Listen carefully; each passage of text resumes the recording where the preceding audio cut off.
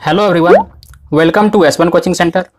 आज की क्लास में हम लोग रेलवे स्पेशल बैच शुरू कर रहे हैं, जिसमें हम लोग क्या करेंगे कि 1000 प्लस MCQs को कवर करेंगे।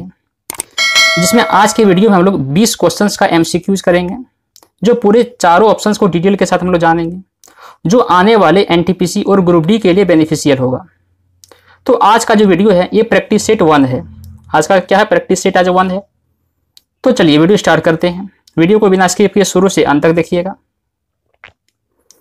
तो देखिए, सबसे पहला क्वेश्चन है कि भारत में प्रथम गवर्नर जनरल कौन था। भारत में प्रथम गवर्नर जनरल कौन था? तो देखिए ऑप्शन है Lord William Bentinck, Lord Mountbatten और सी राजगोपालचारी और लॉर्ड कैनिंग। तो सही आंसर क्या होगा? तो देखिए इसका सही आंसर होगा लॉर्ड विलियम बेंटिंग। भारत में प्रथम गवर्नर जनरल कौन था? तो लॉर्ड विलियम बेंटिंग था। ठीक है, उसके बाद देखिए बाकी सारे ऑप्शन को हम लोग जानते हैं।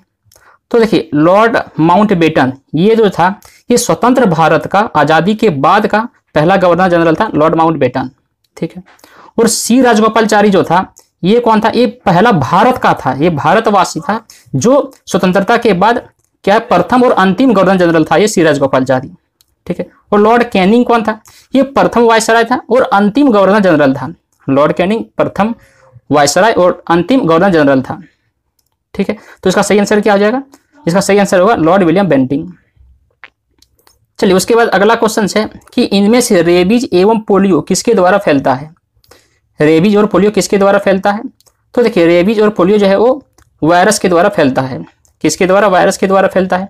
और एक चीज जान लीजिए, वायरस कैसे फैलता है? वायरस जो है वो कम्युनिकेट बीमारी डिजीज है, कम्युनिकेट बीमारी है जो किसी एक व्यक्ति को होने के बाद वो हवा में संपर्क, हवा के थ्रू क्या होगा दूसरे व्यक्ति में पहुंचता है।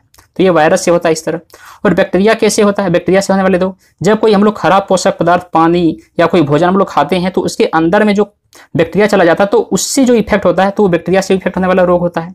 बैक्टीरिया से इफेक्ट होने वाले कौन कौन सा रोग है जान लीजिए, जैसे टिटनस हो गया, प्लेग हो गया, हैजा हो गया, क्षय रोग हो गया, टाइफाइड हो गया, काली खांसी हो गया, आपको निमोनिया हो गया, कुष्ठ रोग हो गया। तो ये सब हो गया बैक्टीरिया से होने वाला रोग।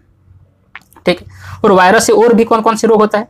चेचक हो गया, रेबीज हो गया, जुकाम हो गया, उसके बाद फिर पोलियो वगैरह हो गया, डेंगू ज्वर हो गया। तो ये सब होता है वायरस से होने वाला रोग। ठीक है, उसके बाद प्रोटोजोआ से कौन कौन सा रोग हो सकता है? तो देखिए प्रोटोजोआ से कैसे रोग होता है? प्रोटोजोआ से होता है कि जब कोई जीव जंतु अपना ब्लड किसी दूसरे के शरीर में जाके ब्लड वो ट्रांसफर कर दे, काट करके या चूस करके, तो वो प्रोटोजोआ से उस तरह फैलता है। जैसे मच्छर काट लेता है किसी को तो मलेरिया होता है, तो इसका मलेरिया भी हो जाएगा क्या? प्रोटोजोआ से होने वाला रोग। पायरिया हो गया, कालाजार हो गया, तो ये सब प्रोटोजोआ से होने वाला रोग है। फिर है फुफुंदी, ये कवक, जिसको कवक भी बोलते हैं। इससे कौन कौन सा रोग होता है? तो गंजापन जिसको बोलते हैं, दाद, खाज, खुजली, दमा, तो ये सब होता है फुफुंदी से। तो इसका सही आंसर क्या होगा? रेबीज और पोलियो से किसके द्वारा था? तो वायरस के द्वारा हो जाएगा। चलिए उसके बाद तीसरा क्वेश्चन है कि हैजा से कौन सा अंग प्रभावित होता है। क्या है कि हैजा से कौन सा अंग प्रभावित होता है? तो देखिए हैजा से आंत, आंत का मतलब क्या होता है? इंटेस्टाइन। जो इंटेस्टाइन दो होता है, एक स्मॉल इंटेस्टाइन होता है और एक लार्ज इंटेस्टाइन होता है। तो हैजा से कौन सा अंग प्रभावित होता है? आंत होता है। ठीक है, आंत हैजा से। उसके बाद देखिए कि आंत में और कौन कौन सी बीमारी इफेक्ट करता है? तो आंत में से हैजा वगैरह होता है, टाइफाइड हो गया, पेचिस हो गया, डायरिया हो गया, तो ये सब आंत को प्रभावित करता है। ठीक है, और फेफड़ा में को कौन सा बीमारी इफेक्ट करता है? तो जैसे निमोनिया हो गया, कुकर खांसी हो गया, तपेदिक हो गया, तो ये सब फेफड़ा को इफेक्ट करता है। वो तंत्रिका तंत्र को कौन कौन सा बीमारी इफेक्ट करता है? तो तंत्रिका तंत्र जैसे कि आपका पोलियो हो गया, रेबीज हो गया, मिर्गी हो गया, टिटनस हो गया, तो ये सब तंत्रिका तंत्र को प्रभावित करने वाला बीमारी है। उसके बाद से फिर यकृत, यकृत कौन सी बीमारी को करता है? जैसे पीलिया हो गया, हेपेटाइटिस हो गया, तो ये सब बीमारी यकृत को प्रभावित करता है। तो ठीक है, इसका सही आंसर क्या होगा? हैजा तो आंत। हैजा कौन सा अंग प्रभावित करता है? आंत को। फिर देखिए अगला क्वेश्चन है कि लाल चींटियों में कौन सा अम्ल पाया जाता है। क्या कि लाल चींटियों में कौन सा अम्ल पाया जाता है? तो देखिए लाल चींटियों में कौन सा अम्ल होता है? तो लाल चींटियों में होता है फॉर्मिक अम्ल। कौन सा होता है? लाल चींटियों में फॉर्मिक अम्ल हो जाएगा आपका, फॉर्मिक अम्ल। उसके बाद देखिए बाकी जो ऑप्शन है साइट्रिक अम्ल।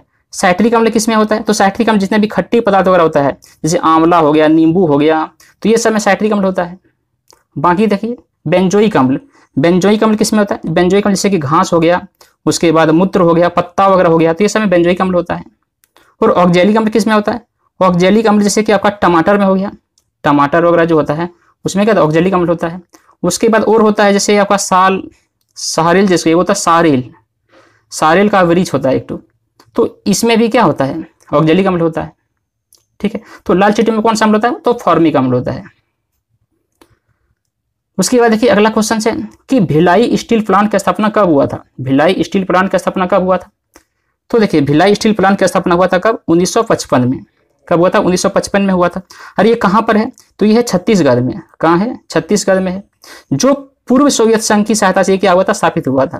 भिलाई स्टील प्लांट कहाँ है, छत्तीसगढ़ में, जो पूर्व सोवियत संघ की स्थापित क्या होता है, पूर्व सोवियत संघ की सहयोग से ये स्थापित हुआ था। ठीक, उसके बाद देखिए 1964 में हुआ था आपका बोकारो स्टील प्लांट। 1964 में क्या हुआ था, बोकारो स्टील प्लांट हुआ था, जो कहाँ है, झारखंड में है। किसकी मदद से हुआ था, तो ये भी हुआ था पूर्व सोवियत संघ की मदद से, पूर्व सोवियत संघ की मदद से हुआ था ये भी। और उसके बाद 1959 में क्या हुआ था, तो 1959 में हुआ था आपका राउरकेला स्टील प्लांट। राउरकेला जो कहाँ पर है, तो राउरकेला जो का ओडिशा में है, तो उसका प्लांट स्थापित हुआ था कब, 1959 में। ठीक, अब ये किसकी सहयोग से हुआ था, ये होता पश्चिमी जर्मनी से। किसकी सहयोग से, पश्चिमी जर्मनी के सहयोग से हुआ था। उसके बाद है 1956 में जो है दुर्गापुर स्टील प्लांट का स्थापना हुआ था। 1956 में दुर्गापुर स्टील प्लांट का स्थापना कब हुआ था, जो कहाँ पर है, पश्चिम बंगाल में।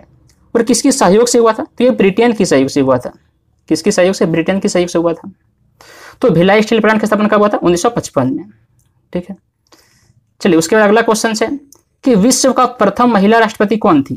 तो देखिए विश्व का प्रथम महिला राष्ट्रपति कौन थी, तो कौन थी, तो देखिए मारिया इसाबेल। कौन थी, मारिया इसाबेल थी।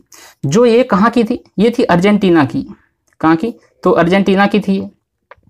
तो सबसे पहला विश्व का महिला राष्ट्रपति कौन बनी थी, मारिया इसाबेल, जो अर्जेंटीना की थी। उसके बाद जान लीजिए अगला कि श्रीमाव भंडार नायकी, ये जो है विश्व का सबसे पहला प्रधानमंत्री बनी थी, जो कहाँ का था, ये श्रीलंका का था। श्रीलंका का था। उसके बाद रॉबर्ट प्यूरी जो है उत्तरी ध्रुव पर पहुंचने वाला प्रथम व्यक्ति था, रॉबर्ट प्यूरी। और मिस फ्रॉन थ्रिप्स जो है ये कौन है, ये ध्रुव पर पहुंचने वाला प्रथम महिला थी। मिस फ्रॉन थ्रिप्स ध्रुव पर, उत्तरी ध्रुव पर पहुंचने वाला प्रथम महिला थी। तो विश्व का प्रथम महिला राष्ट्रपति कौन थी, मारिया इसाबेल, जो अर्जेंटीना की थी। ठीक है, उसके बाद अगला क्वेश्चन है कि पुस्तक अष्टाध्यायी किसने लिखा है। पुस्तक अष्टाध्यायी किसने लिखा है, तो देखिए पुस्तक अष्टाध्यायी किसने लिखा है, उसने लिखा है पाणिनि ने। किसने, पाणिनि ने लिखा अष्टाध्यायी। बाकी देख लीजिए चाणक्य, चाणक्य ने क्या लिखा, अर्थशास्त्र लिखा है। चाणक्य ने अर्थशास्त्र लिखा है। मेगस्थनीज ने इंडिका लिखा, इंडिका पुस्तक किसने लिखा, मेगस्थनीज ने। और कालिदास ने लिखा कुमार संभवम, मेघदूतम, तो ये सब किसने लिखा, कालिदास ने लिखा है। तो यहाँ पे ऑप्शन क्या हो जाएगा, अष्टाध्यायी को पाणिनि ने। ठीक है, चलिए उसके बाद अगला क्वेश्चन है कि इनमें से कौन सा पुस्तक कार्ल मार्क्स ने लिखा है। इनमें से कौन सा पुस्तक कार्ल मार्क्स ने लिखा है, तो देखिए कार्ल मार्क्स का लिखा हुआ कौन है, तो दास कैपिटल। क्या है, दास कैपिटल किसने लिखा, कार्ल मार्क्स ने। उसके बाद अगला देख लीजिए कि द रिपब्लिक, द रिपब्लिक किसने लिखा है, तो द रिपब्लिक लिखा है आपका ये प्लेटो ने। किसने लिखा है, प्लेटो ने लिखा है। स्ट्रगल इज माई लाइफ किस लिखने लिखा है, तो ये नेल्सन मंडेला ने लिखा है। ठीक है, चलिए उसके बाद अगला क्वेश्चन है कि आत्मीय सभा की स्थापना किसने किया था। तो आत्मीय सभा की स्थापना किसने किया था, तो देखिए आत्मीय सभा की स्थापना किया था राजा राममोहन राय ने किया था। आत्मीय सभा की स्थापना किसने किया था, राजा राममोहन राय ने किया था। और कब किया था, ये किया था आपका 1815 ईस्वी में। कब, 1815 ईस्वी में। ठीक, और भी किया था ब्रहा समाज की स्थापना भी राजा राममोहन राय ने ही किया था। जो कब किया था, वो किया था 1828 ईस्वी में। ठीक है, उसके बाद देखिए देवेंद्रनाथ टैगोर ने क्या किया था, तो देवेंद्रनाथ टैगोर ने किया था आपका ये तत्बोधनी सभा की स्थापना किसने किया था, देवेंद्रनाथ टैगोर ने किया था। और कब किया था तत्बोधनी सभा की स्थापना देवेंद्रनाथ टैगोर ने, वो किया था 1839 में किया था। ठीक, उसके बाद हेनरी डेरेजियो ने क्या किया था, इसने किया था यंग बंगाल की स्थापना, यंग बंगाल इंडिया की स्थापना किसने किया था, हेनरी डेरेजियो ने किया था। कब किया था इसने, ये किया था 1826 में। ठीक है, और बाकी इसमें इनसे कोई, तो यही तीनों ऑप्शन था इसमें। इसका सही आंसर क्या होगा, ये होगा राजा राममोहन राय। उसके बाद अगला क्वेश्चन है कि भाखड़ा नांगल परियोजना किस नदी पर है। भाखड़ा नांगल परियोजना किस नदी पर स्थित है, तो किस नदी पर स्थित है भाखड़ा नांगल परियोजना, ये आपका हो जाएगा सतलज नदी पर। क्या हो जाएगा, सतलज नदी पर हो जाएगा। भाखड़ा नांगल परियोजना किस नदी पर है, सतलज नदी पर है। ठीक है, उसके बाद चलिए अगला जानते हैं कि अगला जैसे कि आपका ये तुंगभद्रा नदी क्या है, कि ये महानदी जो कहाँ है, ये ओडिशा में है। और इसमें हीराकुंड बांध परियोजना है। हीराकुंड बांध परियोजना जो है वो कहाँ पर है, महानदी जो ओडिशा में है।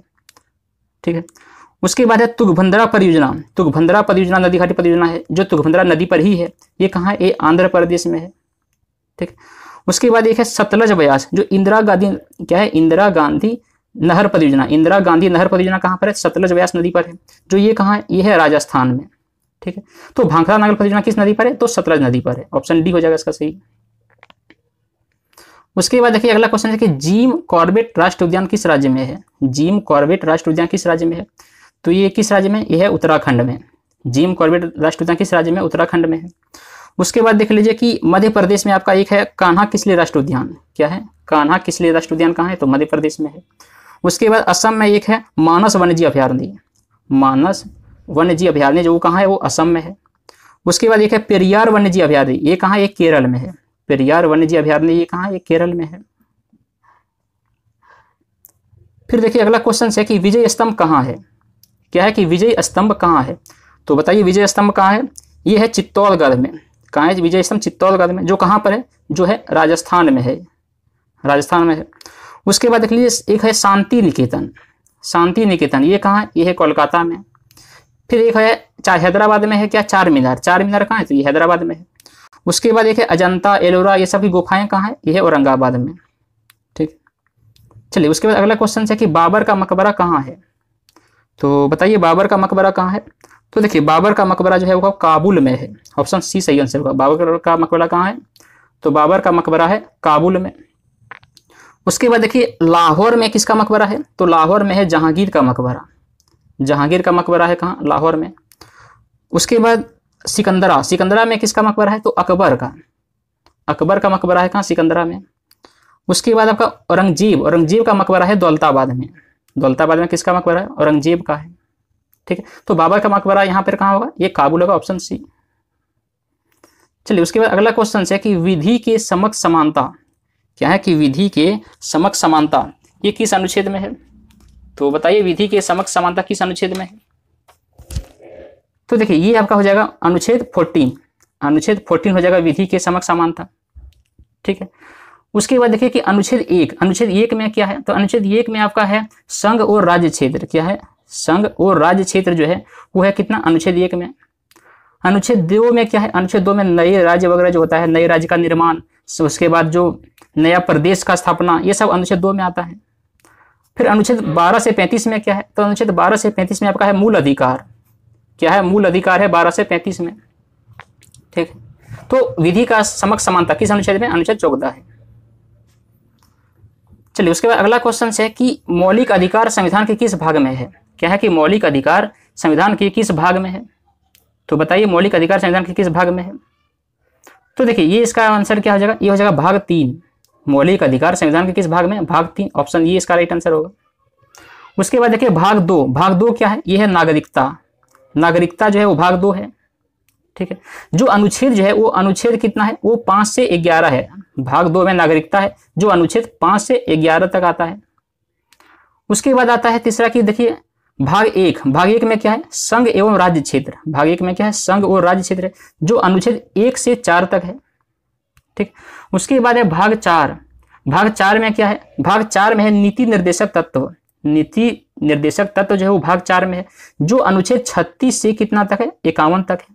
ठीक, और इसी में एक भाग जोड़ा गया है, वो है क्या है, वो है भाग 4 को, भाग 4 को जोड़ा गया है, जिसमें मूल कर्तव्य, जिसमें मूल कर्तव्य जो है वो 51 को में ऐड किया गया है।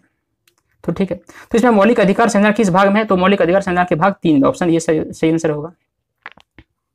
चलिए उसके बाद अगला क्वेश्चन है कि एलोरा की गुफा किसने बनवाया है, क्या है कि एलोरा की गुफा किसने बनवाया है, तो बताइए एलोरा की गुफा किसने बनवाया है, तो देखिए ये होगा ऑप्शन बी, राष्ट्रकूटों ने। एलोरा की गुफा किसने बनवाया, राष्ट्रकूटों ने बनवाया है। और ये कब बनवाया है, तो 450 से 650 ईस्वी के बीच में बनवाया है। तो चलिए बाकी जान लेते हैं गुप्त शासकों ने क्या बनवाया है, तो गुप्त शासकों ने अजंता की गुफा, जो अजंता की गुफा है, अजंता एलोरा जो औरंगाबाद महाराष्ट्र में है, तो ये गुप्त शासकों ने बनवाया है अजंता की गुफा वगैरह। ये कब बनवाया है, ये 200 ईसा पूर्व बनवाया है। ठीक, उसके बाद पल्लव राजा ने क्या बनवाया था, तो कांचीपुरम का मंदिर, जो कांचीपुरम का मंदिर है वो पल्लव राजा ने बनवाया था। ये कब बनवाया था, 6ठी सदी में, 6ठी सदी में बनवाया था। फिर चंदेल राजाओं ने क्या बनाया था, तो चंदेल राजाओं ने खजुराहो का मंदिर बनवाया था। खजुराहो का मंदिर किसने बनवाया था, चंदेल राजाओं ने बनवाया था। कब बनवाया था, तो ये बनवाया था 950 से लेकर के कितना 1050 के बीच में बनवाया था चंदेल राजाओं ने खजुराहो मंदिर।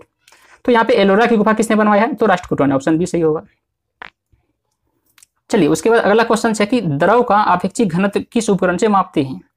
तो द्रव का आपेक्षिक घनत्व जो होता है उसे किस उपकरण से मापते हैं? तो देखिए उसे हाइड्रोमीटर से मापते हैं। किससे? हाइड्रोमीटर। ऑप्शन ये सही होगा। और हाइग्रोमीटर से क्या मापते हैं? हाइग्रोमीटर से मापते हैं वायुमंडल में जो आर्द्रता, जो वायु की नमी होता है उसको मापने के लिए हाइग्रोमीटर यूज करते हैं, यानी आर्द्रता। और बैरोमीटर से क्या मापते हैं? तो बैरोमीटर से हम लोग क्या मापते हैं? बैरोमीटर से मापते हैं वायुमंडलीय दबाव। वायुमंडलीय दबाव जो है वो बैरोमीटर से मापते हैं। और स्टेथोस्कोप से क्या मापते हैं? तो स्टेथोस्कोप से हृदय और फेफड़ों की जो गति सुनने के लिए होता है, जो हृदय होता है, जो फेफड़ा का गति सुनने के लिए उसको हम लोग यूज करते हैं स्टेथोस्कोप का। ठीक है। चलिए उसके बाद अगला क्वेश्चन है कि एक नॉटिकल मील क्या है? एक नॉटिकल मील जो है वो कितना के बराबर होता है? एक नॉटिकल मील। तो एक नॉटिकल मील कितना होता है? तो देखिए एक नॉटिकल मील होता है 1.852 किलोमीटर। कितना होता है? 1.852 किलोमीटर होता है। वो 0.01 mm ये क्या होता है? एक होता है क्या? एक होता है माइक्रोन। एक माइक्रोन बराबर कितना होता है? 0.001 mm। ठीक है। उसके बाद ये होता है क्या? ये होता है 1 नैनो सेकंड। 1 नैनो सेकंड होता है 10⁻⁻9 सेकंड। और एक हॉर्स पावर बराबर, एक हॉर्स पावर, एक अश्व शक्ति, वो कितना होता है? 746 वाट होता है। तो इसमें सही आंसर क्या होगा? ऑप्शन सी हो जाएगा। उसके बाद अगला क्वेश्चन है कि विजय घाट किस व्यक्ति से संबंधित है? क्या है? विजय घाट किस व्यक्ति से संबंधित है? तो बताइए विजय घाट किस व्यक्ति से संबंधित है? तो देखिए विजय घाट लाल बहादुर शास्त्री से, लाल बहादुर शास्त्री से संबंधित है। ऑप्शन सी इसका सही आंसर होगा। महात्मा गांधी किससे? महात्मा गांधी राजघाट, महात्मा गांधी राजघाट। और पंडित जवाहरलाल नेहरू, पंडित जवाहरलाल नेहरू आपका है शांति वन। ये है शांति वन, ये समाधि स्थल का नाम है। तो पंडित जवाहरलाल नेहरू का समाधि स्थल का नाम क्या? शांति वन। उसके बाद इंदिरा गांधी का यह शक्ति स्थल, इंदिरा गांधी का क्या है? शक्ति स्थल है। चलिए उसके बाद अगला क्वेश्चन है कि मोसाद, मोसाद किस देश की गुप्तचर संस्था है? तो बताइए मोसाद जो है वो किस देश की गुप्तचर संस्था है? तो देखिए ये है आपका इजराइल। मोसाद जो है वो इजराइल की गुप्तचर संस्था है। ठीक है। तो जानते हैं अगला ईरान का गुप्तचर संस्था क्या है? तो ईरान का गुप्तचर संस्था है सावक। क्या है? सावक है। उसके बाद पाकिस्तान का क्या है? तो पाकिस्तान का है ISI। ठीक। और इंडिया का क्या है? तो इंडिया का है RAW रॉ है। उसके बाद IB है। उसके बाद CBI है। तो ये सब है इंडिया का। तो यहाँ पे मोसाद किस देश का गुप्तचर संस्था है? तो है इजराइल का। ठीक। तो बस आज की वीडियो में हम लोग 20 क्वेश्चन MCQ को कवर किए। फ्रेंड्स अगर वीडियो पसंद आया हो तो उसको लाइक करें और दोस्तों के पास शेयर करें। चलिए मिलते हैं अगले प्रैक्टिस सेट में। आज के लिए इतना ही। Thank you for watching.